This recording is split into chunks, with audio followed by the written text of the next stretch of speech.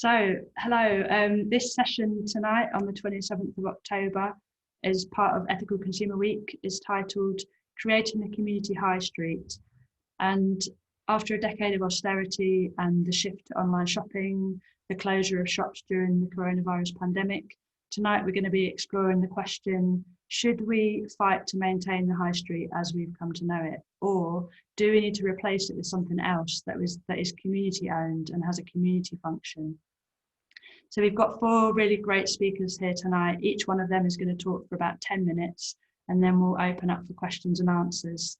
So please do put your questions in the Q&A at the bottom of the screen as we go along, and we'll look at them at the end.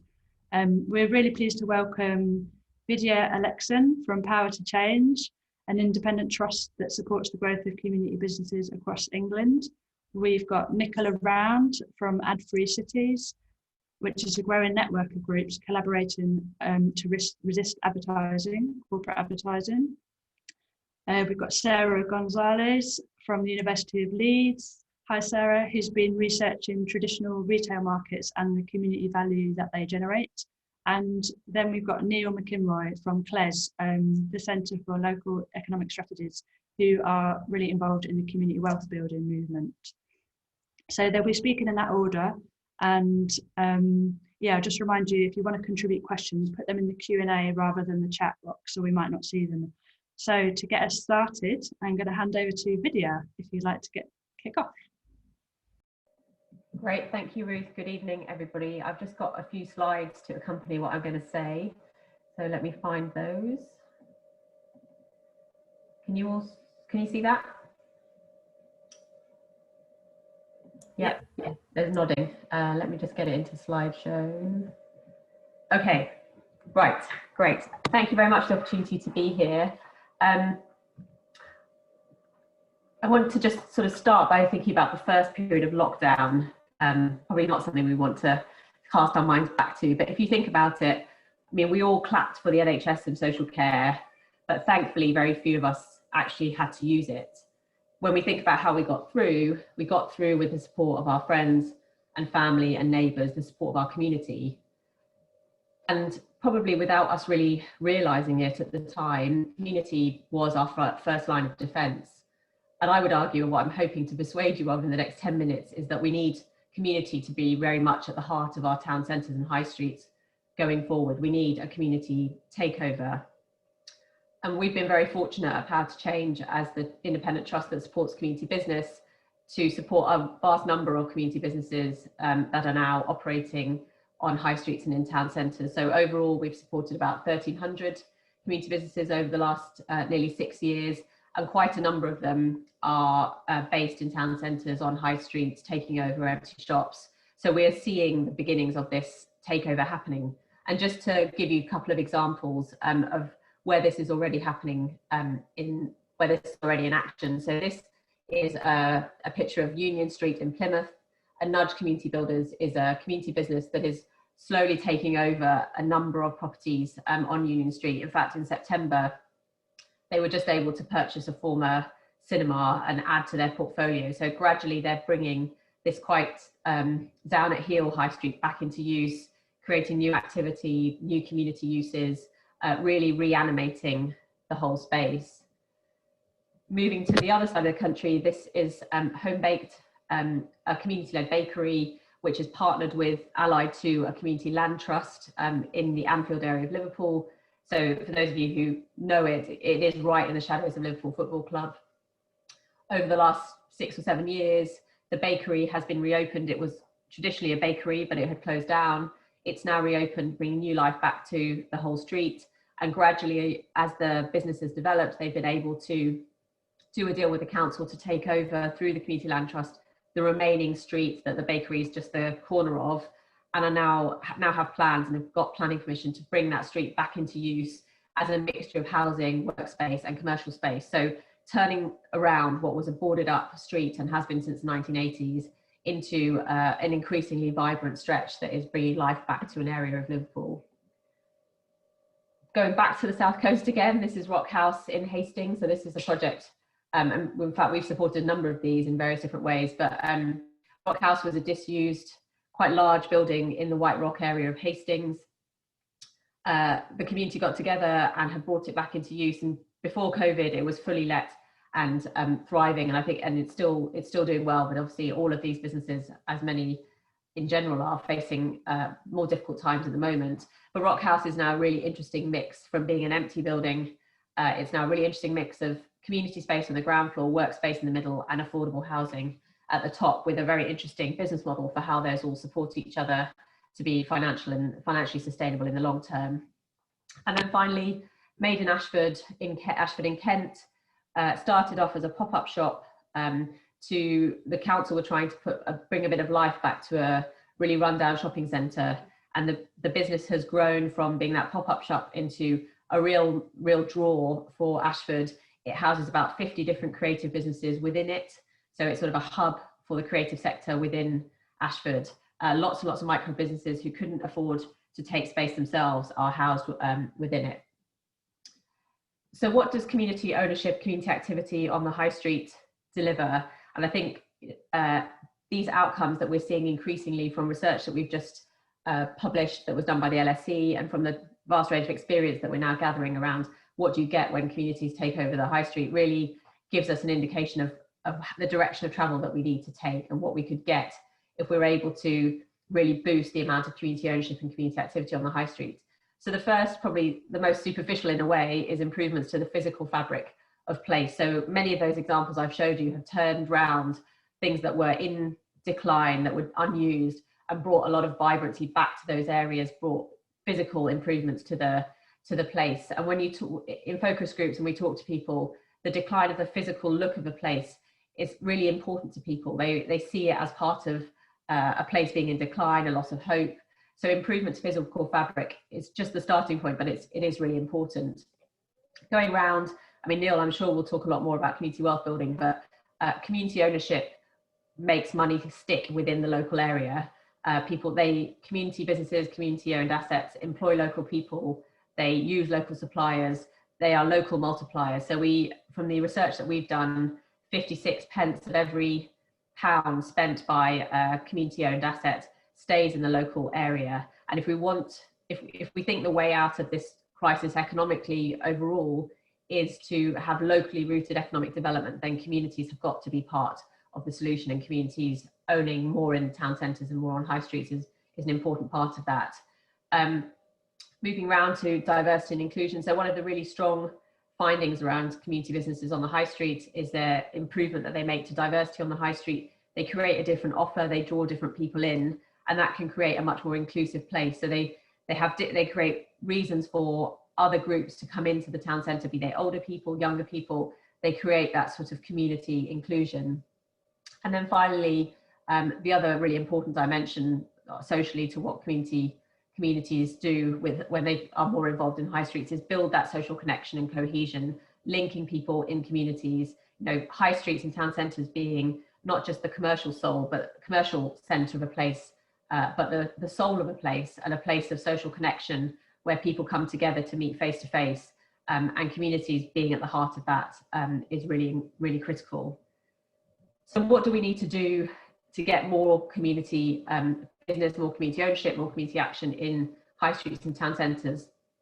I think there are a few steps that we need to take. The first is to really embed a civic vision for the high street and town centre in how we think about it. We need to move away from the sense that these are commercial spaces, they're retail dominated spaces. That model is broken and it can't be, we're not going to build that back. The transition to online was already underway in quite a significant way. COVID sped that up. We're not turning that around. We need to recognise, almost going back historically, that town centres are, as I said, the soul of a place. We need to think of them as community spaces, as civic spaces where community, civic, public service, and retail and hospitality, all of those dimensions and workspace can sit together. So we really need to change the way we think about high streets and town centres and move to a new conception of a civic space. Secondly, it's really important that we recognise the strength of community solutions, of community ownership, community business, and therefore bring these organisations into a strategic role. So far too often, not just on high streets and town centres, community organisations are the implementers, the deliverers, but they rarely have an adequate seat at the table. So we've been doing some work looking at the concept of a community improvement district. So could we create a new structure building on business improvement districts that give communities real voice and residents real voice in how town centres are governed, how decisions get made, what town centres stand for. We really need to bring communities right up front into the planning and decision making process if we're going to change things. Thirdly, is the really critical aspect of this is access to space, both in terms of long-term ownership, but also some of the examples that I gave started out as meanwhile use, as pop-ups. So communities having better access to space is going to be critical to driving forward this agenda around the community takeover. And this is where really strong partnerships with local authorities are essential. So all the work that we've done shows, and I'm sure Neil will touch on this too, that it's a partnership between the local, state and community that really drives this forward. It's not one replacing the other. And we've seen really great examples of local authorities enabling communities to do more of this through asset transfer, through leases that enable meanwhile use, through staggered leases that stagger rent so that businesses have time to flourish and to grow, through access to cheaper financing, through local authority borrowing. So there are a whole range of ways in which local authorities can really kickstart this. They rarely need to provide the main source of capital. There's other routes that people can go to, although we need to increase access to finance overall. But often local authorities can do that initial unlocking of the door, be it the feasibility funding at the beginning, or the initial money to get the first grant to really get going to refurbish the premises. So really, really critical.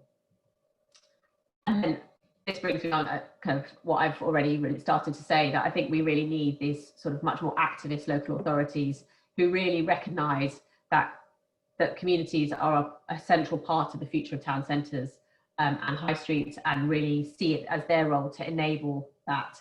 So strong local authorities playing a really activist role in enabling and supporting community ownership and community access to space is, I think, a critical part of the way forward. And I'll just wrap up now by saying, this is in the eye of a storm in terms of not just COVID and all of the impacts it's having, but specifically the transformation that we're seeing on the high street. We are in the middle of a structural change that has been massively accelerated by COVID. I think this is a real opportunity with depressed prices, with retail on the back foot, to really seize the agenda and to recognise that the way forward into a new future, into a more inclusive and stronger local future for people, is to embrace the community takeover, embed community ownership and community activity on the high street, and start that transformation really in earnest now. Thank you. Thank you very much, Vidya. I've got some questions, but I'll save them until later. We'll just move on to the next speaker, which is Nicola Round from Ad Free Cities, if you'd like to take over. Thank you.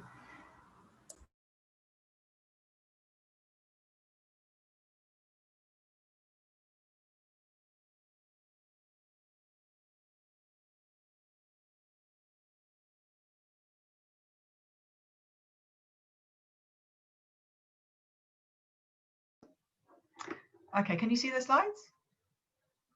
Great. Okay, hi everyone. I'm Nicola, and I'm going to talk to you about something which is found all across our local high streets and cities, which affects our health, our well-being, our environment, which is undermining our local economies and our community identities. But despite this, it's become part of our local street scene, so much so that many people claim they don't even notice it. And I'm talking about corporate advertising, in particular billboard advertising. So let's just talk about what we mean first of all. So here's an example from my local high street in Bristol. What does this show? This is a Tesco Christmas advert. So firstly, it shows the usual tactics employed by corporate advertisers to sell us stuff. In this case, is a picture of a perfect family Christmas. Does your family not look like this? Is your Christmas not this happy? Do they not love you like this? Well, you know, you need to sort that out, but don't worry, shop at Tesco and this harmonious, perfect family Christmas can be yours. It's the biggest supermarket, Tesco, dominating this space on a local high street. And we see this everywhere. The biggest messages, the loudest messages on our local high streets, the big billboard advertising we see, are making us feel inadequate, unsexy, unsuccessful, lacking in some way, in order to, and telling us to consume, whether it's for cars, for junk food, for fast fashion, or for supermarkets.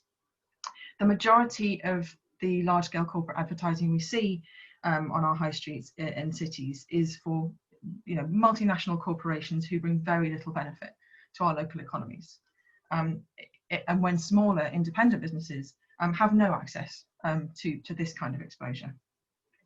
Just to illustrate this, here are the top 10 companies using outdoor advertising in 2017. I think the message is clear. It's those with the most money have the right to put their messages in front of us. So corporate outdoor advertising undermines local economies and businesses. It also undermines the local environment. Just to illustrate this, going back to our Tesco advert, you can see that the space is poorly cared for. We often see this with billboard sites. And in fact, in this local area, interestingly, the local business improvement district, Bedminster Business Improvement District, which is made up of local traders in Bedminster, have adopted a position against billboards in the area. And they state that they feel, as local businesses, that billboards not only undermine the local economy, but they also make a place feel uncared for, not really worth stopping in, not really worth enjoying. And that's the sort of message that it's sending across when you see, you know, billboards all over an area. And in fact, advertisers often use this argument to get more advertising, more corporate advertising in front of us. You know, they say, oh, well, this place already has lots of billboard advertising. It wouldn't really make much additional impact on the local environment or the local community to have more. This is also about whose voices are heard. I think, you know, when we look at the spaces that are used and the advertising there, it's clear that the voices that sort of that dominate our local communities are big corporations like this, who really have very little interest in the well-being and resilience of local communities. And we know this because we spend a lot of time looking at planning applications for new outdoor advertising sites. The advertising companies never make any mention of the views of the local communities. Even when there are large numbers of people, councillors, community groups, residents groups objecting, which we frequently find that there are when we're able to raise awareness of applications for new billboard sites. The advertising companies completely ignore this. So hopefully I've shown that billboards are not good for our local communities. So taking down billboards would be good for the local economy, but also better for us and for the planet. And the kind of companies that advertise on billboards are not just undermining the local economy, but also driving overconsumption, climate change, and using tactics, as we've seen, which undermine our well-being, making us unhappier, and of course, therefore, better consumers of stuff. Advertising companies are now intent, as some of you may have seen, on transforming these structures into digital advertising screens. These are more profitable. If you live in places like London, Birmingham, or Manchester, you'll be used to seeing these. They're designed to attract attention from motorists with changing displays of 6 adverts per minute. They're even more expensive and exclusive to large businesses, selling us yet more cars, among other things. And in some cases, well, in most cases, profiting from our already congested cities. I just want to show you this advertising pitch, selling this digital advertising space in Bristol by saying that Bristol is one of the most congested cities. And so, you know, people are constantly spending their time sitting still in traffic. So put your advert here. A major concern as well is where and by who the negative impacts of advertising are felt the most. So this is a map of billboard sites in Bristol, an industry map, and you can see in the sort of central east part of the city, an area called Lawrence Hill, which is a lower income area of the city, where the major M32 road cuts through into Bristol. And many of the billboards that you see along here are advertising cars. Lawrence Hill is an area of high air pollution, poor air quality, also actually low rates of car ownership. So this is really about injustice as well. We should be aspiring to make all of our neighbourhoods healthy, pleasant, safe spaces to live, not just those that are already considered desirable. So despite all of this, we generally accept corporate advertising in our neighbourhoods, but more people and groups are questioning it and are fighting back. So my invitation to you tonight is to imagine a city without billboards. We're asking, how could we reclaim these public spaces from corporate consumerism without these huge adverts, which nobody asked for? Would we have more space to think and space for what we really need? So we are Ad-Free Cities. We're a network of groups around the UK. We began with Adblock Bristol in 2017, and we've since then seen more groups emerging around the UK. Adblock groups in Leeds, Birmingham, Cardiff, Exeter, London, and we launched Ad-Free Cities this year to support these groups and other emerging groups. We have a vision, happier, healthier cities, free from the pressures of corporate outdoor advertising. We're seeking alternatives beyond consumerism, celebrating community connection, solidarity, public art, nature. We want together to take back creative control of our neighbourhoods and make space for what we really need to thrive.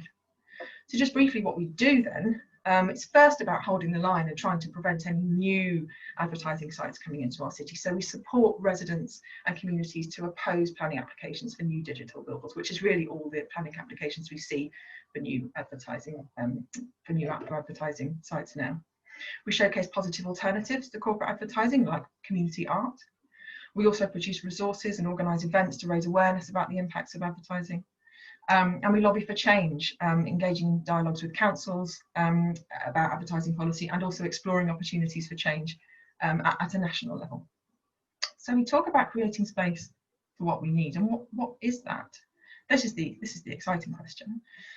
Different communities will have different needs. Our primary goal as a network is to remove billboard advertising, and for the most part, communities might be happiest just with the space to think, or maybe even to see the architecture once more. Here's an example from a local community in Bristol, St Werburgh's, which predates Ad-Free Cities. This community have been successfully fighting against billboards for many years, and here's 3 that they took down, which you can see were almost obscuring this really lovely church. So perhaps that's what is needed in some cases. Would it be art? Here is our community art board, again also in St Werburgh's in Bristol, where we curate a rolling series of artworks. This one was done by an artist called Matt Bonner in collaboration with the local community, which celebrates the community's efforts to go advertisement free. And just here is the latest one, which has just gone up. This is an artwork which celebrates a local grassroots hero, Angela Francis, who was one of the first Black female DJs in Bristol. So, these are examples of other much more positive things that we could do with these places. We are inspired by other cities who've done this, who've gone advert free. This is from Sao Paulo in Brazil, who took away all their billboards in 2007. And actually they went further than this. Here's a picture from Sao Paulo of they actually removed any large shop frontage in the city, as well as removing all the billboards, which had the result of some buildings deciding to paint themselves bright colours. This is, or would we want more green spaces? This is Grenoble, the first European city to get rid of billboards. They got rid of hundreds of billboards in 2015. They said they wanted a less stressed out city, and they replaced billboards with trees and community notice boards. Might your community want to encourage more participation? Here is an example of an activity which we have done several times in South Bristol. We simply changed the use of this advertising space, which is just in the middle of the local high street, usually advertising Coca-Cola or KFC or something. Cover it up for a day and invite people to contribute their own thoughts and messages. It transforms the space, it transforms the use of that space, and we become, rather than passive consumers of the advertising, they're active participants in what we're seeing and having that conversation. So could we make this a more permanent fixture or a rolling opportunity for this kind of engagement? I guess what I'm saying is, you know, what would, if you got rid of the billboards in your community, what would you want instead? Would you want to make more space for voices from the local community, businesses, community groups, cultural organisations, maybe growing projects or art? Space for you know, bringing out the voices from some of these fantastic initiatives that Vidya was just talking about, you know, which brings so much more to the local community and the local economy than the corporations that we currently allow to have this space.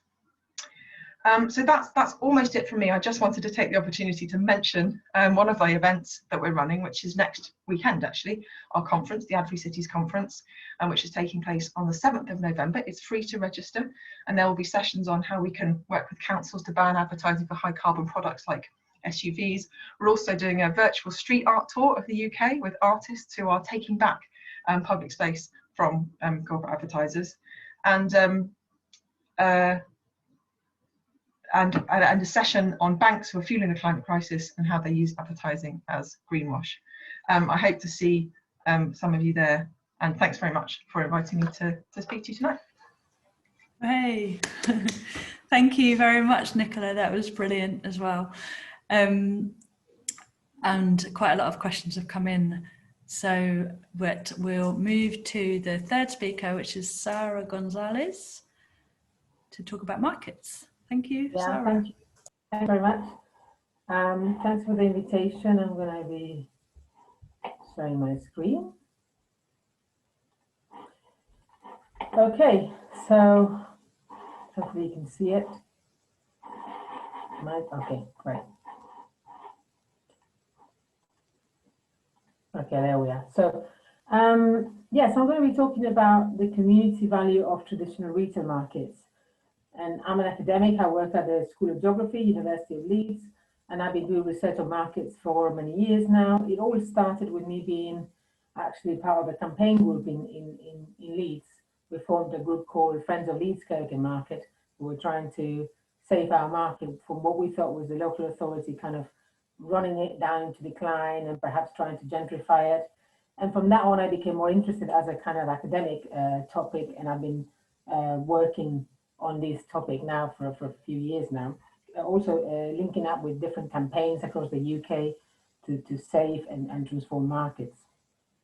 So what do we mean by traditional retail markets? And the word traditional is actually sometimes a little bit problematic, but this is how the industry itself calls itself. So there is different bodies that represent markets and market traders, and they tend to call themselves traditional retail markets. And that's because the idea is to make it kind of say something that's slightly different to what other markets are doing, such as, for example, the farmers markets or the more trendy craft markets or foodie street markets.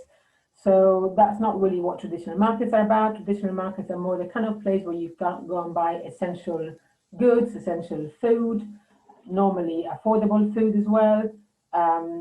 Often these markets tend to be run and owned by local authorities in the UK.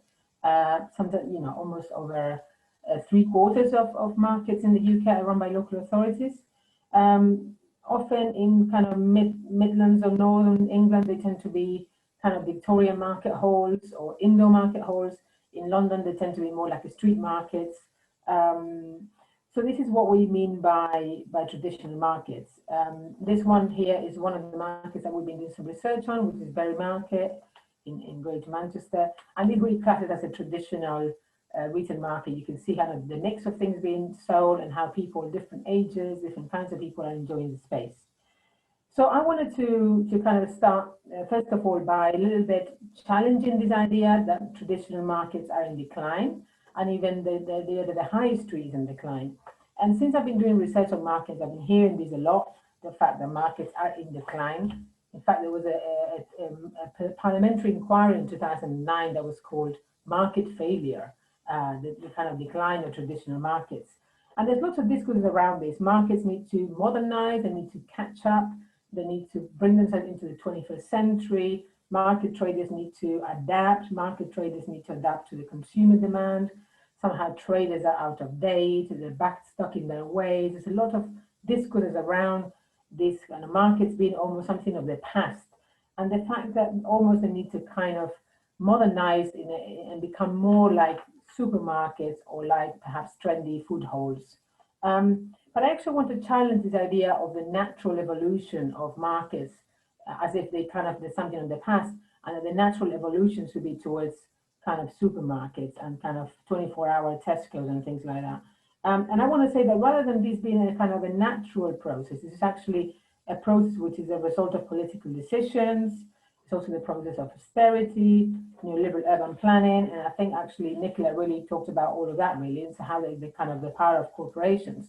And it doesn't necessarily need to be like this, but the fact is that, for example, this is a recent the Cantor panel on the share of the grocery market, and as we know in the UK, we're completely, totally dominated by supermarkets, by massive corporations. With if you look at the bottom, the symbols and independents and other outlets only take about 4% of the market. So within these, traditional markets will be a very small percentage. There's a problem actually how this data is collected as well, because this data collection tends to actually favor the corporations as well. So even we're not even sure what the actual real data will be. But I want to say that this is not necessarily a kind of a natural evolution. It's different in other places of the world. For example, I was just quickly looking at the case of Barcelona, where the provincial government does a survey and asks people about their consumption habits. And when they ask people, where do you shop for fresh produce in your neighborhood? People did say they go to supermarkets. Of course they don't, they go. But they also go to the local neighborhood shop. They also go to the municipal market, the street market, and even also they buy from the producer. So there's a different kind of dynamic going on there. And even in even completely different place, for example, in Quito, in Ecuador, about 75% of the food in the city is provided by markets and informal markets. So just to say, of course, these are very, very different places, but you know, it's not necessarily a natural progression from markets to supermarkets. So what's actually happened in the UK with markets, and I had a little poll here, then we can get it going. Claire had it organized. But supposedly you should be seeing in your screen now a question.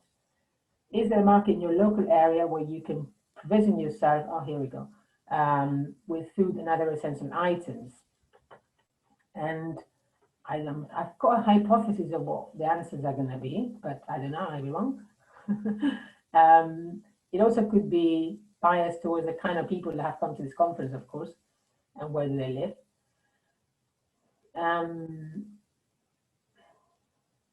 Can see what happens then. Actually, I'm surprised. Quite a lot of people do have a local market where they can do their shopping. But really, across the UK, most people wouldn't really have a local place, a local market where they can go and do their shopping.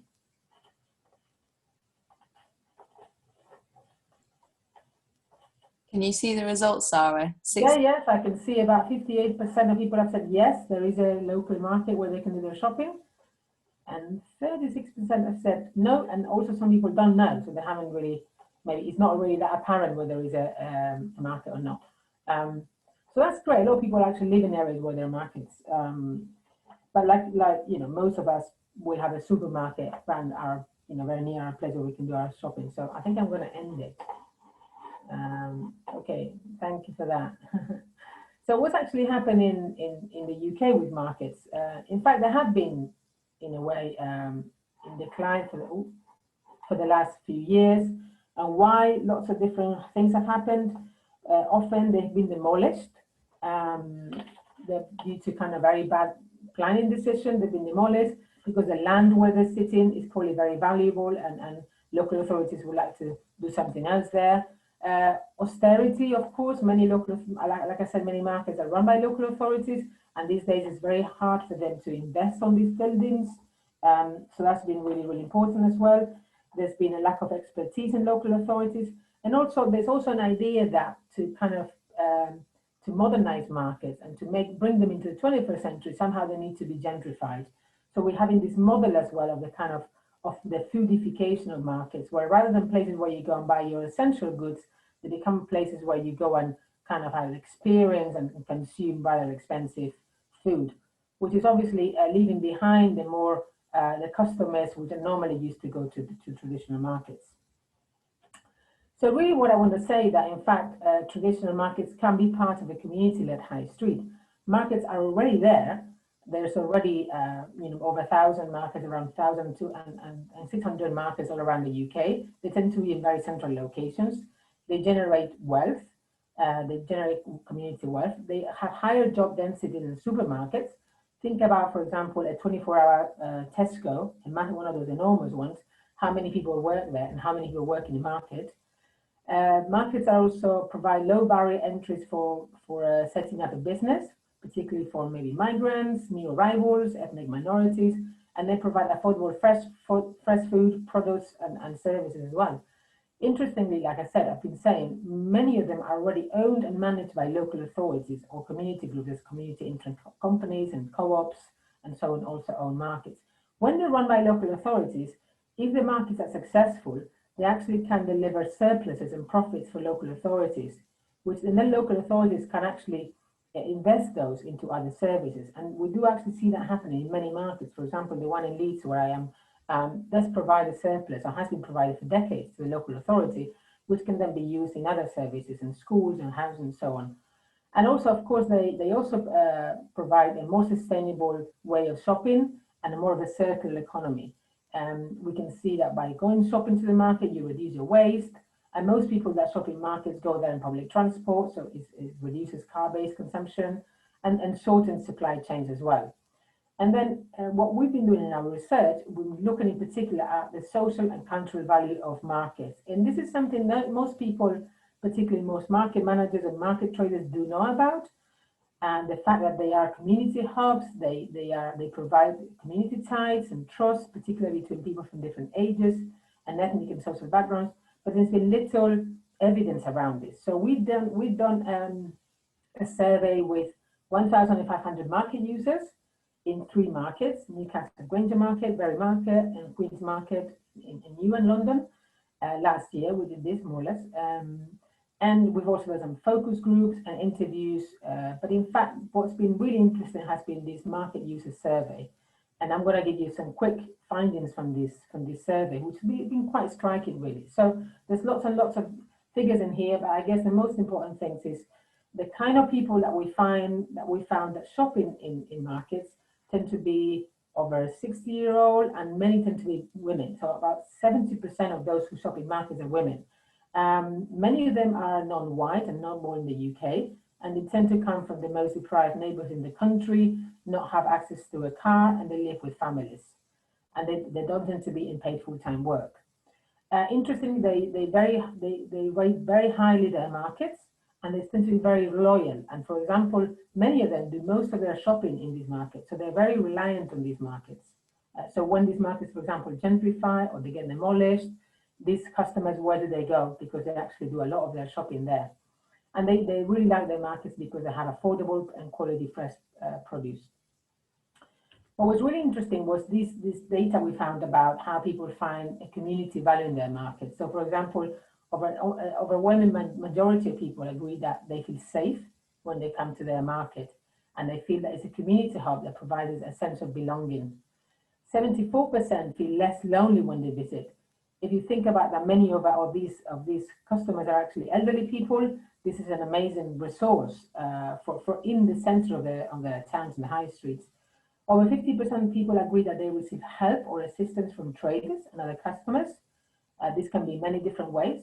And many people share news or information with traders. Again, if you think of people that might live on their own, or perhaps people that are new arrivals, migrants and ethnic minorities, this can be a very important source of their information. And then we were very struck by this idea that many people bump into people they know when they go to the market, and 68% of people talk to people they don't know when they go to the market. So for some reason, when you go to a market, you're more likely to speak to people you don't know, which these days in our kind of more anonymous cities and city centers is something really interesting.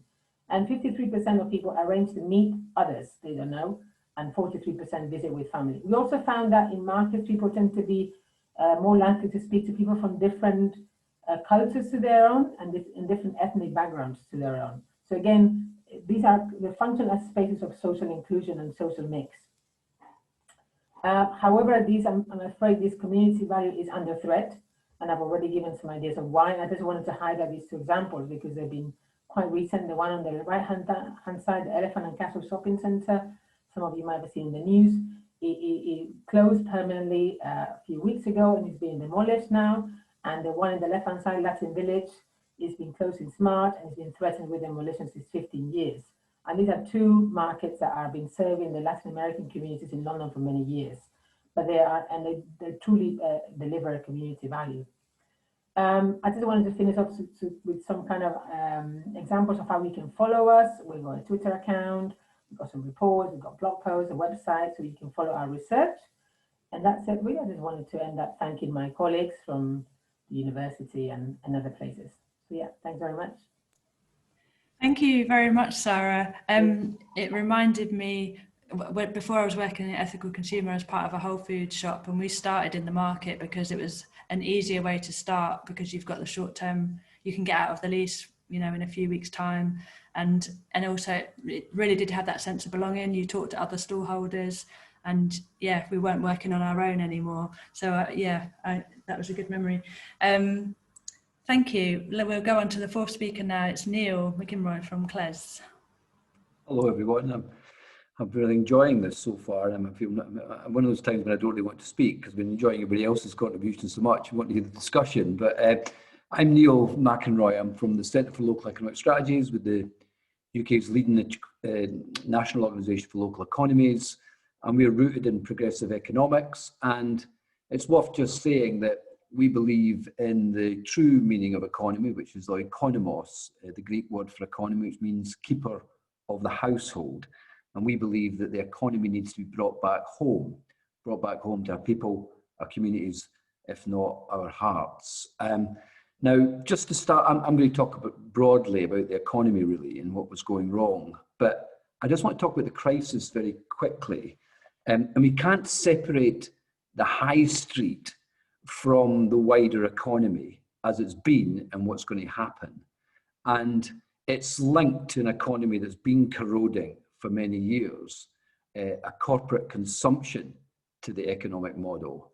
And the high street has been the face, if you like, of an economy corroding, an economy going wrong. It's the canary in the mine of what the economy has been doing to us. And this crisis is not linear.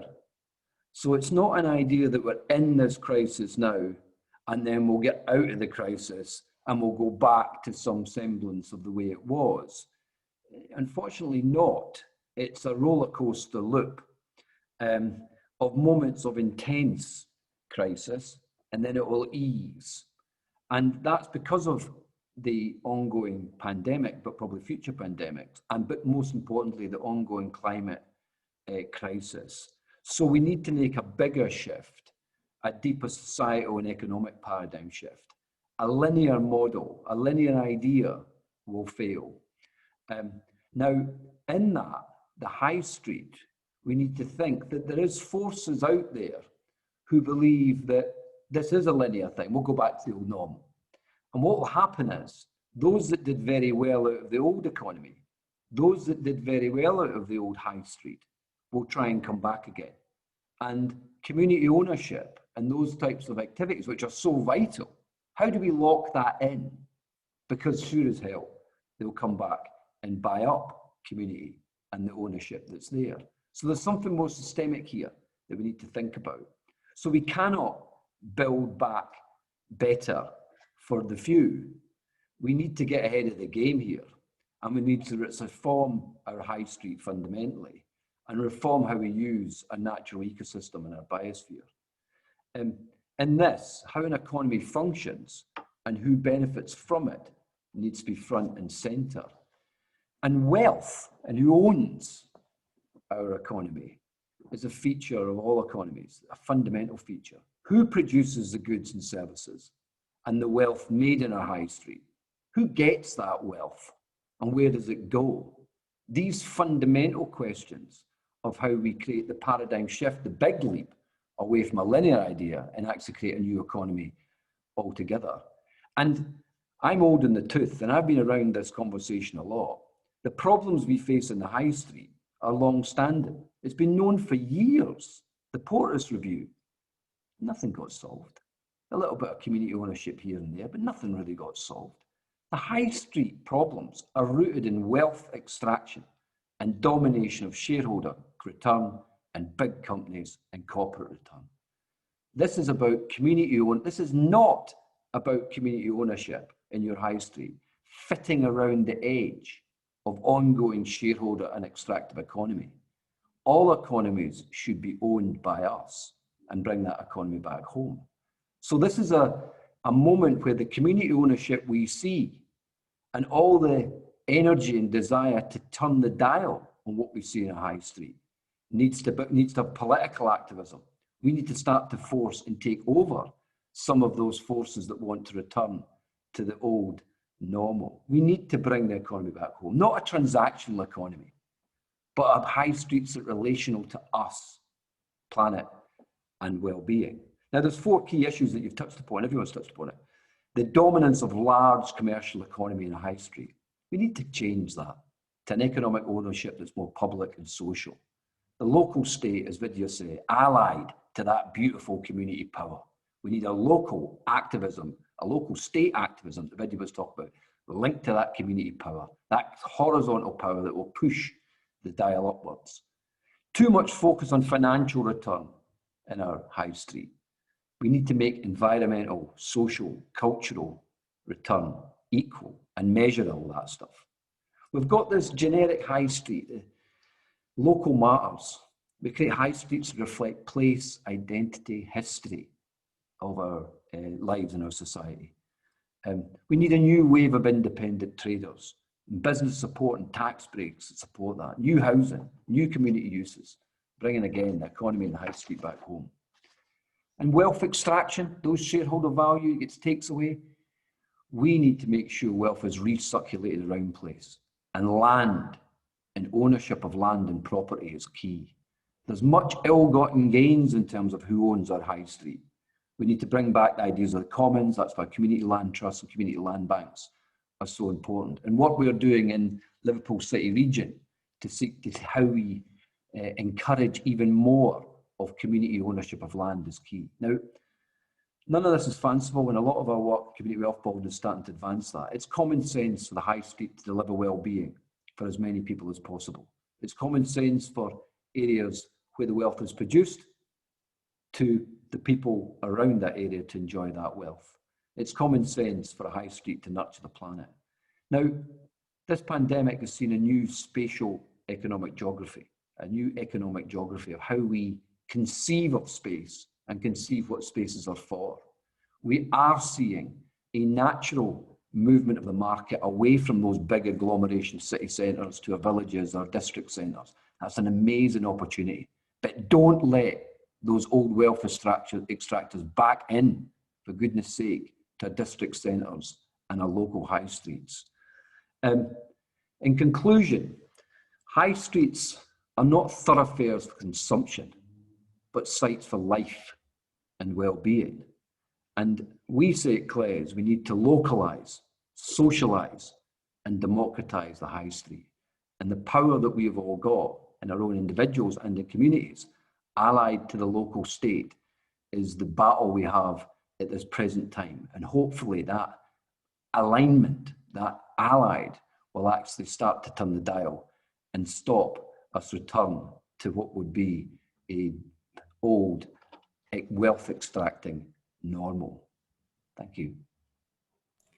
Thank you, Neil. Thank you very much, everybody. So there's quite a few questions now in the Q&A, which is we've got about 40 minutes to get through as many of them as possible, but just in case we don't have time to get through all of them, I'd just like to invite you to, all attendees can go in there and click on the ones you click the thumbs up symbol on the ones you'd most like answered, and they will rise to the top.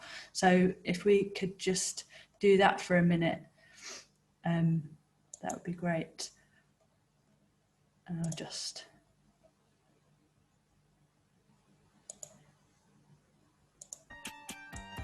give you some background music. We look around and change our pose.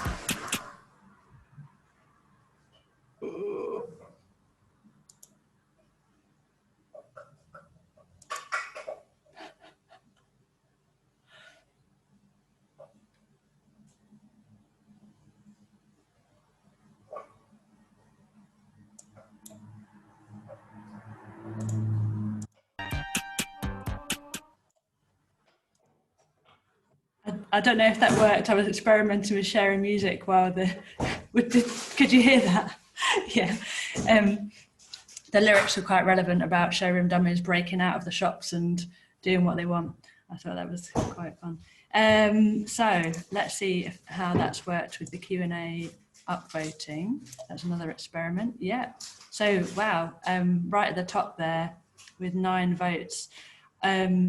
This was a question that actually I asked one of the attendees to put in for me. So I read somewhere that, I can't remember where, that the UK economy was hit harder by pandemic closures than some other economies because it relies so heavily on consumer spending. And I hadn't heard that before. So I just wondered if anyone could shed any light on that or how other countries do it differently. Go for it, Neil. Thanks. I haven't heard that specifically, but it makes a perfect economic sense in that we rely heavily on consumer spending and financial services, and that is that's been weakened significantly during the pandemic. The countries that have higher levels of manufacturing and higher levels of diversity in terms of their economic production are more resilient to any type of economic shock and change. Thank you. Don't know if anyone else wanted to come in, or I'll just pick the video. Go for it. But just building on what Neil said, I think resilience through diversity is going to be key going forward. So I mean, Neil talks about this just being one phase of a pandemic. There'll be others, and there'll be climate change, and actually having a much more diverse economy, not just, which is partly about diversity of ownership and diversity of activity. So, if we want to build that resilience in going forward, we actually need to address this now and to think about that, how we create much greater diversity going forward. So, Yeah, that's really interesting. So it's not just, it's not just some kind of positive vision because we want community. It will also help us with a lot of other problems. Just a quick one on that. I mean, also I think the UK is particularly strong in credit. So a lot of people are consuming and getting in debt. So there's a lot of credit for consumption. So I think that is even worse because people get into debt so they consume, and that's actually promoted by government, and there's a huge market for this kind of consumer credit, which I don't think is as big as in other countries. Again, I don't have the details, but I think it's particularly big in the UK, where people are just quite used to, not because, not like we said before, because corporations and financial services are so strong that they're actually kind of selling these products so that people can take credit to consume. And we're hearing all the time that we need to help the economy by consuming more. So that's, I think I'm particularly, it's something that has been surprised me of the UK, I guess, living in the UK, this idea of how much you have to consume and how much credit there is for consumption as well. Yeah, thank you. I'll go to the next question. Are there organisations that help community projects in other countries like Spain? I think this question came quite early on while Vidya was talking, so I don't know if you want to answer first. I mean, yes, there are. I think what's interesting is that there are other much more developed locally led, community-led kind of co-op oriented economies than there are in the UK. So Mondragon in Spain, Evergreen Co-op in the US. So I'd say we were behind the curve rather than leading the pack. I mean, Neil will have other views as well, but there are much more developed examples elsewhere than we have in the UK. So I think we're just, this is starting. I think there's a real opportunity now to build on the momentum that's been created and to start to sort of try to systematize this and to take things to scale, not scale in the sense of each thing gets bigger, but that more communities, more local places start to take on a very much more localist and much more community oriented and community owned sort of vision for how they move forward with town centres. But there are lots of international examples to follow. Would anyone else from the panel want to comment? I know I've heard Neil talk before actually about how different it is in other parts of the UK. I don't know how many people from the audience are from England versus Scotland or Wales, but I think it's quite different around the UK as well, isn't it, in terms of what the local authorities will support people with, or what, at level of parliament or local government? I mean, generally speaking, England as a nation is a little bit of an outlier on this, in that it's for many years now has not supported the wider democratic forms of ownership, such as co-ops and community businesses and social enterprises other countries have, which is strange considering that the Rochdale pioneers invented the cooperative movement. Other parts of the United Kingdom are much more on this game, as well as obviously some city regions and some localities where there is an architecture which actually supports the growth of democratic forms of ownership. And of course, the great work that Power to Change in Vidya does is part of that. But I would argue that it's not got the same backing, perhaps, that other national administrations may actually push forward, like in the Basque Country or in Catalonia, or even in Scotland, in the sense of a recognition the community ownership, democratic ownership brings to the mix of diversity of ownership forms within an economy, which creates the resilience, of course, as Vidya talked about earlier. Did Nicola or Sarah want to say anything about links they have with projects or communities or in other countries? Maybe just, okay, I am from the Basque Country, so in a bit like you've mentioned the Mondragon Corporation, and this is actually a massive corporation these days. So it's, I think, going back to how it was a long time ago, maybe we can learn from it. But right now, it's like an enormous corporation with massive supermarkets. So not to be a bit negative, but you know, they've taken over, they've actually taken out of business other co-ops, and so, you know, yeah, I think it was great as an example of when it started, but now it's like a massive corporation. It's true that the people who work there have got like an ownership and a say in how the business is run. So they have these big assemblies, and people do have a say in how the business is run. So that's really interesting.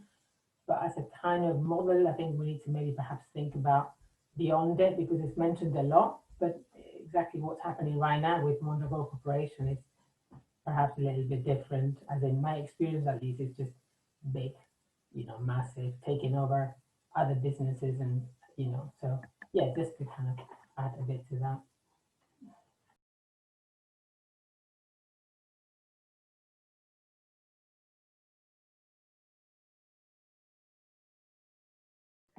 You're on mute, Ruth.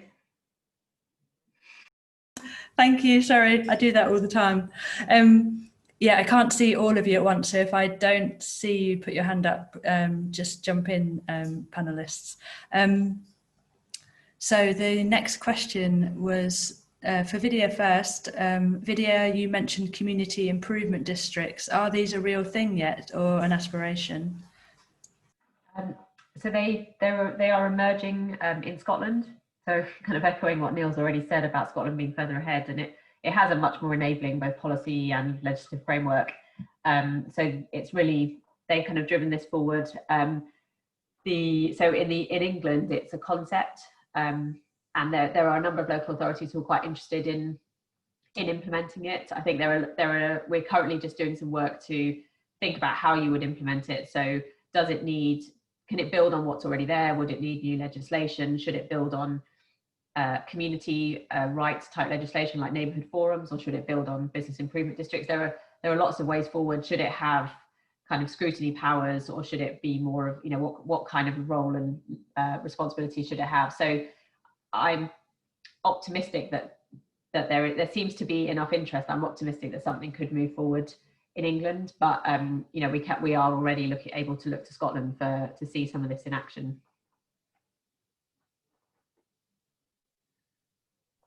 Did you want to comment on that, Neil? Yeah. Yeah, I'd agree. It's worth just sort of building on that. Really, is that what is the, you know, Scotland's? I'm Scottish, and you know, is it just something in the DNA, or is there something actually here we need to fight against? And I think the issue here is part of what I was talking about in terms of this activism, is that, you know, in England, we can't just assume that the good examples that are happening are enough. We need to get much more active, and we need to build movements for change, which actually start to attack some of the inert forces who want to go back to the old economy. And so we can't be complacent with this. The reason why we've got things in other parts of the UK is partly in the tradition and DNA, but also because of some struggles that have taken place over many years. And this is a struggle we have across the world and in England. And we need to commune. These events like this are fantastic, to commune and talk about these things, but it is a struggle. We need to get political and activist about this. And if we can ally that with a local state, then so be it. But there is something we need to not just rely on those examples. They look at this great word, and we all do this. There's a bigger political battle, I feel, that we need to actually win and build a consensus around that battle, if I can put it that way. Could I just like chip in with, so for the average person who maybe doesn't really know how to do that, where would they watch their way in? How would they even find out about an avenue that they could go down to try to do that? I think that the people doing stuff in the high street, then that's good, and keep on doing that and do more and more. But also there's a political agitation element to that too. And that means campaigning for certain changes to planning and so on. So it's getting involved not just in the project, which is important itself, but if you can also see the political and economic roots to the problem and start to go at that too. And that's partly what my own organisation, Centre for Local Economic Strategy, is trying to do. It tries to align ourselves with people all across the country doing good things, but also we are the people who try to turn the dial on the political economy of power. And how do we help? And we try to ally and help people if we can on that. And there's many organisations like New Economics Foundation and others who are on that space, as is some enlightened local authorities. Could you say just a little bit about, you've got a conference coming up as well, haven't you? Is that something that people might be able to engage with in this audience?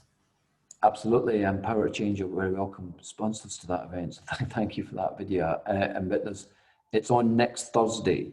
And if anybody on this chat wishes to, it is a fee, but anybody wants to get a free place, let me know. I'll put something in the chat line, but it's a community well-being conference, a global one, there's examples from all over the world, and that's next Thursday. I think that's the 5th, isn't it?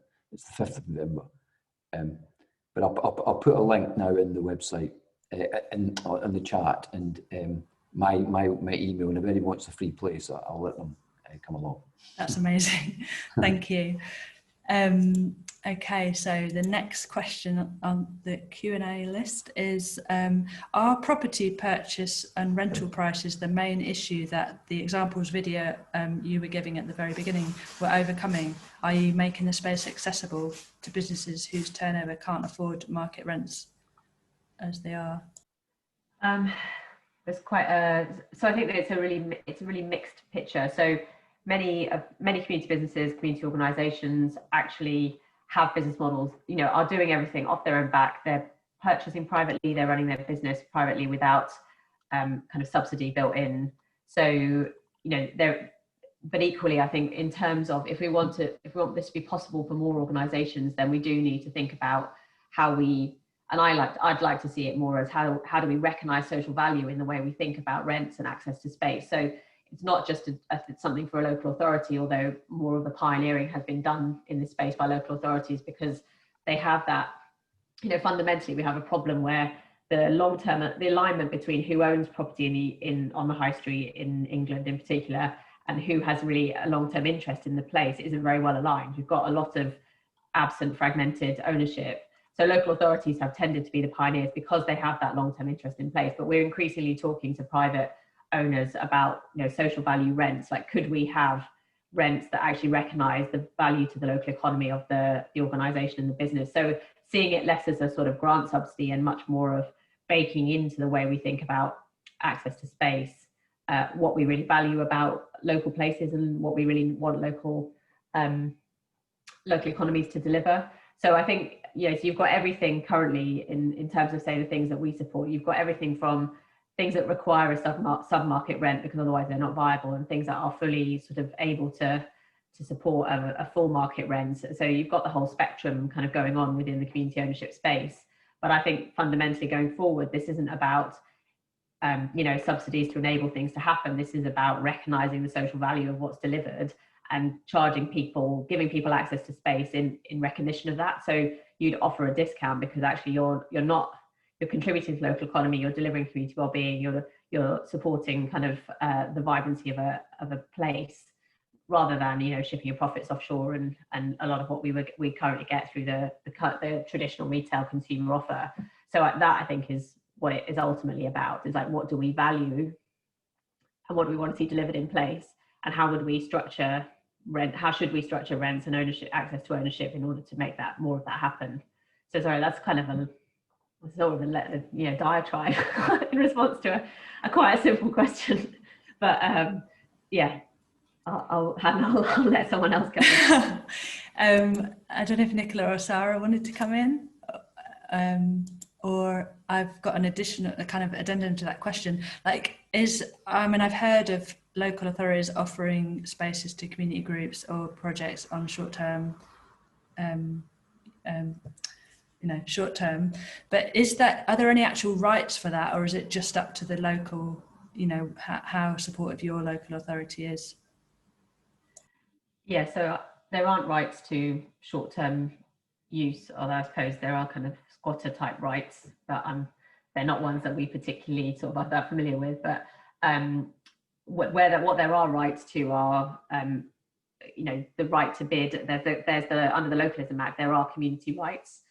So, for example, if you register something as an asset of community value, you then have a window within which you, as a community organisation, can look to purchase that. I think the challenge is that the rights are quite weak, they're quite complicated, and they're quite difficult to use. So, like, largely they haven't been hugely successful, but I think they're a platform potentially to build on. So, one of the, we could strengthen some of those rights to make it easier for community organisations to be able to use them and to be able to access property through them. But in terms of meanwhile use and pop-ups, it's generally at the discretion of the property owner. Thank you.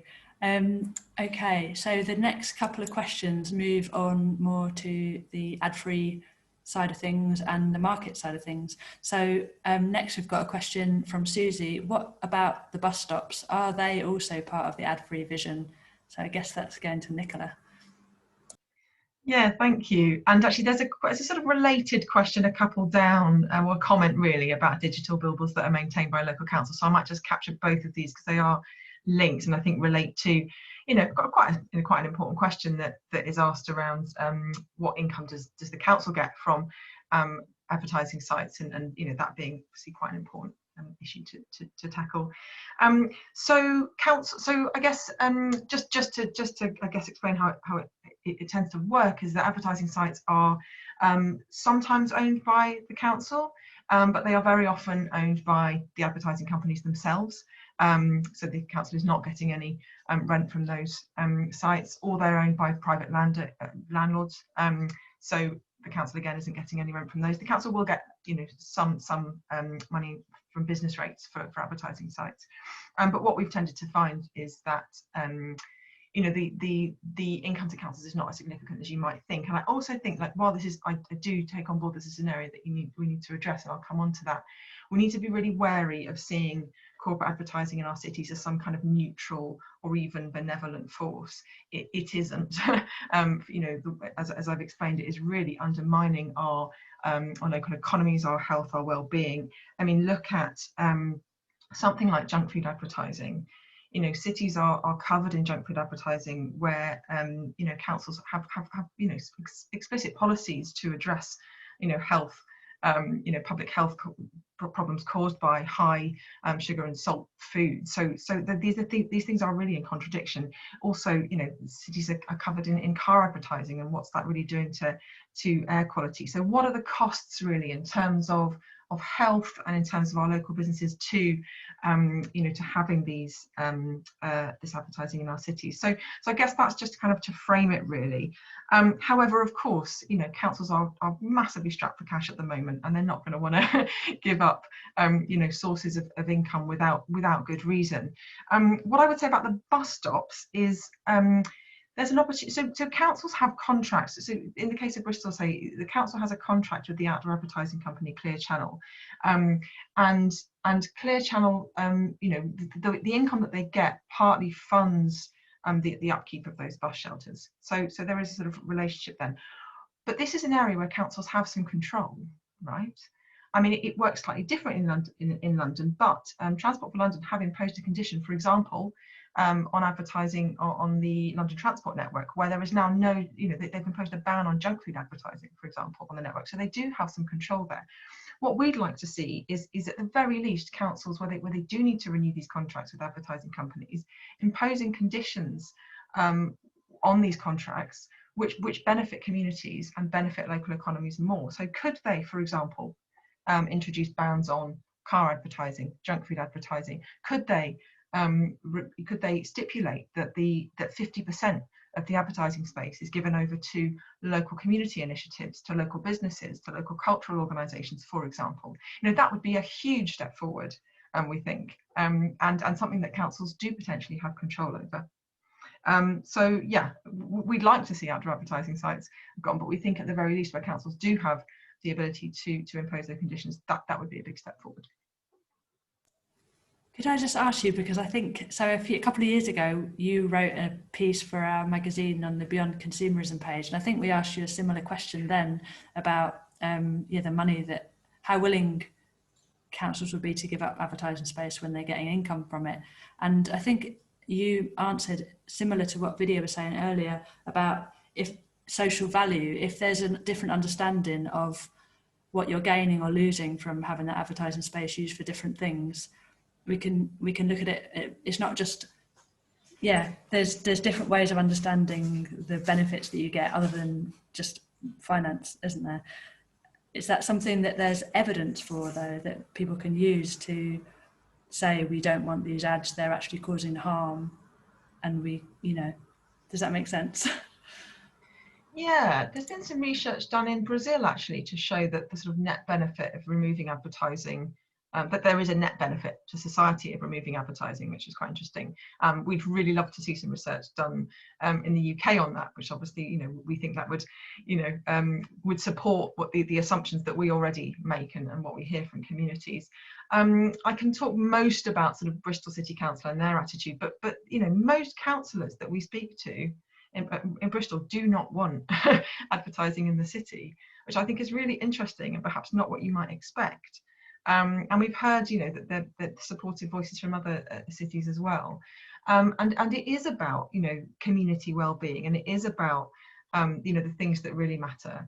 They're restricted by planning policy, unfortunately. And they find that very frustrating. And just, I guess, as an aside, that's something that we really need to work on, to improve it, to reforming policy, to now enable councillors to reflect those values in the decisions that they make. You know, values around environmental protection, and which they're currently unfortunately not able to do. But yes, I mean, we know that certainly in the example of Bristol Council, they are supportive of you know, getting rid of advertising, or certainly not allowing any more in. Does that help answer? Sorry, I feel like I've gone on a tangent. Does that answer the question? Yeah, yes, there's some evidence, but you'd like more. You'd like to see more research on that. Yeah. Okay, so we'll just go to the next question, which is about markets. Madeline has asked, I don't know if my local weekly market has local produce and it's not organic, so I use Riverford instead. I'd love to shop locally, but how can I make sure the produce is local? Sarah, could you make any comment on that? Yeah, I guess. I mean, yeah, I think in the UK, traditional markets and local markets do not necessarily sell local produce. Yeah, that's partly to do with the climate, I guess, but just in general, it's quite different to other countries where your local market is a kind of farmers market. In the UK, the farmers market is much more of a kind of a niche, more expensive, and the local street market or the traditional market tends to sell. I mean, you know, the traders normally go to the wholesale market and buy food there and bring it to the market. I mean, my own experience is that having shopped in my local market for, I don't know, 15 years at least, is that there's definitely more local food there in the supermarket. So you can definitely see the seasons, and you can definitely see the differences of what goes, you know, there's different products, different weeks, which is not what you get in supermarkets. It's definitely not organic food because, like I said, traditional retail markets in the UK have tended to kind of serve people from low income, and there's a lot of people from ethnic minorities, so they have less kind of spending power. So there's a bit, I mean, there's more of that happening definitely across the UK, but that's not what it tends to happen in traditional markets. I mean, I would say that, I mean, I think, okay, organic food would be great with low access organic food, but as long as it's so expensive in the UK, you know, I think people need to have access to fresh produce and affordable fresh produce. And at the moment, traditional markets do give you that. And something else that these markets do as well is that, at least again, the ones that I'm aware of, the big ones, is that they tend to sell kind of discount products from supermarkets. So it becomes like a secondary space for supermarkets to get rid of the stuff. So I often see, I mean, sometimes what you see there in the market, I mean, to me, is a kind of a tragedy, because I remember in summer in Leeds market, they were selling boxes and boxes and boxes of avocados that were basically going to waste. And, you know, the fact that these avocados have, you know, producing them has taken so many resources back in Peru or wherever they come from, water, land, they've been shipped all over to the UK, and they're basically been, you know, they were just being sold there for no money. So that's a kind of a huge tragedy. But in a way that what markets are doing is, you know, maybe managing this waste, because people are actually, some people will actually buy this stuff, you know, you can actually buy, I don't know, 10 avocados for £1, and some of them will be all right. So rather than go to waste, they're being used. So that's quite interesting. So I appreciate it's not necessarily local food. Also, there's I think Mama B is talking at some point in this conference I've seen, but she's a kind of food activist of some sort, and she's very interesting. She always says that for many people in the UK, local food comes from the Caribbean. So local food means different things to different people as well. So some people that come from other parts, and I appreciate about the food miles, of course. But you know what, the idea of local food is kind of interesting, isn't it? And not sometimes as long as we haven't got, you know, full ownership of land, and we completely remake the land ownership in the UK, is going to be a bit difficult to have local food affordable for everyone. So I think for the time being, I think it's important to support markets, even though they don't sell necessarily organic or local food, because they are a source of kind of affordable produce. So yeah, that's a way of answering there. Thank you. Neo, you've got your hand up. Yeah, I mean, I always think of the acumen, the creativity, the imagination that brings peas, Monge 2 from Guatemala, to our supermarket shelf. Imagine if that was applied in terms of local food production. It seems to me that we tend to, there's a huge change to be made here, and we need to start to think very differently about food and how we relate to food and the production of food and the distribution of food. And again, in that, many of us will support local produce and organic farming and the whole range of stuff. But how do we scale that? And it seems to me that requires big power to start to shift. And so it's linked to a wider theme, really. I'm always amazed by the creativity of humankind and communities coming together. But of course, a lot of that is used in the wrong way. And we need to start to think differently about how we use all that creativity and power. And so that's, again, I'm repeating myself, but it goes back to that point about activism and attacking the big power, so we can start to use our human ingenuity and our creativity in much more productive and ecologically sound ways. That leads us on to the next question. I think you're talking about, yeah, activism, taking action. And the next question is, how do you find out who owns the properties on the high street and what can you do with that knowledge?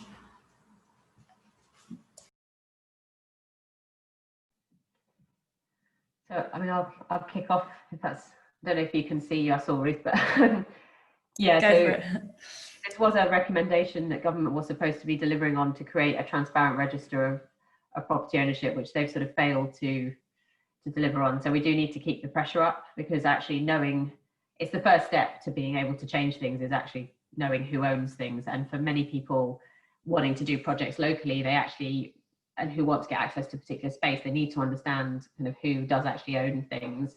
I think once we do know who owns things, there are partnerships that we can think about between local authorities and community organisations and other interests that can start to try and put pressure on private owners to, particularly where space is empty. So one of the big challenges is that, if you own a portfolio and you have no real, your interest is in the capital value of that property, and therefore you have no great interest in what goes on in that property. So many properties are left empty because it's the capital value that is on the books of whoever owns it.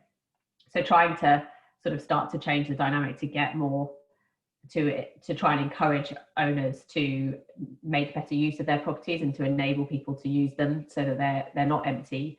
But I think ultimately, we need local authorities to be willing to go further into CPO properties that are left derelict, where owners don't have an interest in the long-term sort of future of that place and aren't letting the property. So I think we need to see more activism, as I sort of said, like from local authorities to try and really get better control of properties. I think one of the challenges for local authorities is they can't, because of the fragmented nature of ownership, they often can't curate the town centre in the way that we really need them to. We want kind of more locally driven visions for what happens, but that's very difficult with the kind of fragmented ownership that we have. So kind of going back to the question, so yes, there are plans afoot to create much more transparency around ownership, and we need to really keep the pressure up. Some local authorities will have better information than others about already about who owns what in their town centre, but there is a move by national government to do that on a bigger scale, and we really need to kind of keep pushing for that to be delivered.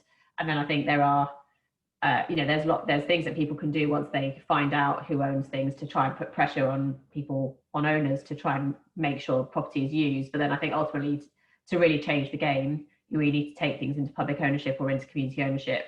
And we need to ultimately try and get that much better alignment between who has a long-term interest in a place, which is generally the public sector or communities, and who owns things. And once we start to align those, we get to a much better place in terms of the future of our places. Thank you. Neil, I think you were going to comment as well. I would agree completely with Vidya. I mean, absolutely. And we have a very poor understanding of who owns England. And I'm saying England on purpose. I mean, we do know who owns it. The Queen owns a lot, and the associated hangers-on owns lots of the land. So it goes right to the heart of the English establishment. It is though compulsory purchase orders and what local authorities can do, and in a city recently, I won't name it, they own a part of an area abutting the CBD, and they own the properties where retail and restaurants are. And because of the pandemic, and they own it, they're starting to repurpose. So when somebody wants to extend the space to next door, they're shifting people around so they can create that overall management or stewardship or curation of that, because they actually own it. And they're doing this for the traders, for the business owners, but also in the interests of citizens too. They're not just sitting on it waiting for the old normal to come back. They're actually managing it and curating it. And of course, that's democratic ownership. And that's what comes with democratic ownership. They act in the interests of us, not in the interests of their own wealth accumulation. Thank you. I don't know if anyone else has spotted the time, but we've got 3 minutes left. So I just want to ask all the speakers if they've got any final comment or something that's popped into their heads tonight, or something they want to leave the audience with. Who would like to go first?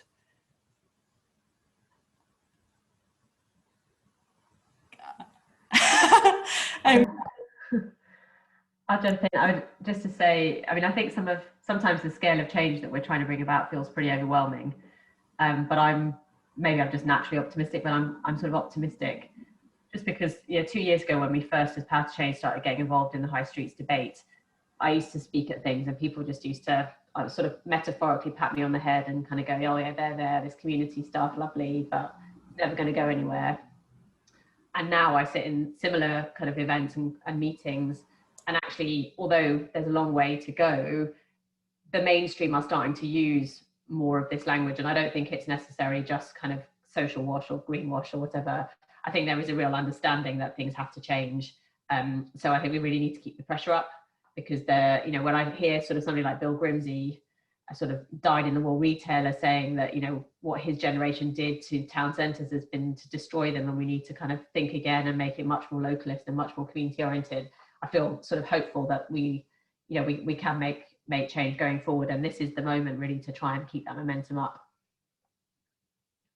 Great, thank you. Sarah? Okay, I mean, I'm not that such a perhaps optimistic person as an academic. We tend to always criticize everything, so perhaps that's because it's easier. But I mean, one worry I do have is that this idea of community high street, which I'm completely in favor of, can also become a bit of a kind of gentrified community high street. So I think we need to be very aware of that kind of niche, kind of high-end, upmarket, foodie type high street, because that leaves so many people behind. So I think we need to go for the grassroots. I mean, what's been said here really, the grassroots, the bottom-up high street that is actually serving our needs. And I go back to Neil's idea of economy as something which is about provisioning. So, provisioning and our kind of essential needs, which won't leave anyone behind. So that's just, my take. Thank you. Nicola? Yeah, this has been great. I've been massively distracted by all the fantastic comments that have been going on in the chat and the Q&A, and I'm really interested in looking at. There's been an interesting comment from Viv about an initiative at Kingston University, which I'm really looking forward to reading about. So thank you. It's been really a stimulating discussion. I guess just one reflection to leave with is, during lockdown, particularly at the start, I don't know if you noticed, but advertisers stopped using advertising spaces. And some of them became kind of run down, or you had faded and ripped adverts that had been there for ages. And then you saw artists and creative agencies starting to kind of take them over, and you got these fantastic creative campaigns that were all about community as kindness and believe these days will pass. And in Bristol there was a fantastic initiative by Rising Arts Agency to commission work from young people, artwork from young people on billboards. So I feel like now is a really ripe time for making these changes and seizing on those opportunities, and this kind of have we had a flavour of what it would be like to get rid of the messages telling us that we're not good enough and telling us to consume, and replace them with messages that tell us that we're all right really, and to work together. So I guess that's just a reflection to leave you with, and also we're really interested in hearing from any community organisations or individuals who want to and be supported to sort of to take back community, to take back sort of creative control of these spaces in their own communities. So do get in touch if that's you. Brilliant, thank you, Nicola. Neil, finally. It's been brilliant. Thanks so much for putting on Ethical Consumer. It's been a brilliant conversation. I'm reflecting, there's a guy called Roberto Unger, who's a Brazilian politician, philosopher, and he says that the small changes we make, the small things that we're all involved in, foreshadows the bigger change. And when they work, we need to really sing about it, because that's the horizontal power that will tip the balance. And also in that foreshadowing, the forces of going back to the old normal will always co-opt and weave those new things under their own arm. We need to realise that those new things, those radical innovation things that we've all been talking about, that foreshadows a bigger change, and it's got a politics and a new economy built into it. And let's not be under illusions that the forces of old power and wealth will co-opt and hang on to the grim death until we're all burning in hell. So we need to make sure that we don't let them co-opt what we're doing and keep the radical social innovation and sing about it in political and in economic terms. Thank you everybody. It's been really interesting. We've gone over time. There's been some brilliant comments in the chat. Sorry we didn't get to answer all the questions, but don't forget there's the community forum you can access from the ticket holders area if you want to carry on the conversation or share any links, and I might pull out some of the comments and put them in there as well. There's also several other sessions that follow a similar theme to this one, which I probably haven't got time to tell you about, or have I? Tomorrow, 2 o'clock, business models for a just and sustainable economy. 4 o'clock, economy for the common good. Thursday night, 7 o'clock, work, democracy, consumption and the new digital economy. There's loads of other things too, obviously, you know that. There's 3 more days of the conference. And I'd just like to remind you that we'll be sending an evaluation form round to all attendees at the end. So if you've got any comments, any feelings now about what made this session work well, or what you'd like to see done differently, or any actions that you've been inspired to take, please make a note of them and then let us know in the evaluation form at the end of the week. That'd be really brilliant. Thank you very much, everybody, and good night. Bye. Well done, Ruth. Thanks a lot. See you around. Yeah. Thank you. Thank you, everyone.